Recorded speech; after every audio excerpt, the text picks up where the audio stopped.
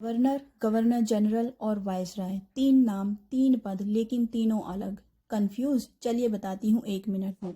Governor Bharat में east India company का अधिकारी था। इसका काम था किसी प्रांत का प्रशासन चलाना, जैसे बंगाल, मद्रास या बॉम्बे के गवर्नर।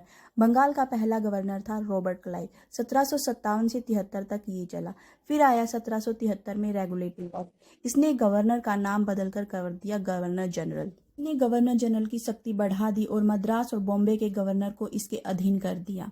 बंगाल का पहला गवर्नर जनरल था वॉरेन हेस्टिंग्स। 1833 तक ये चला। फिर आया 1833 का चार्टर एक्ट, जिसने बंगाल के गवर्नर जनरल को बना दिया भारत का गवर्नर जनरल और पूरे ब्रिटिश भारत को इसके कंट्रोल में कर दिया। भारत का पहला गवर्नर जनरल था विलियम बेंटिक।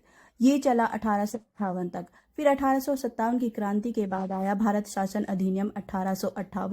इसने गवर्नर जनरल का नाम बदलकर कर दिया वायसराय। अब ये भारत में ब्रिटिश ताज का प्रतिनिधि था। पहला वायसराय था कैनिंग और आखिरी था माउंटबेटन। अब समझ आया? जैसे जैसे इनकी पावर बढ़ी, इनके पदों के नाम बदले। अब आप बताइए, स्वतंत्र भारत का पहला भारतीय गवर्नर जनरल कौन था?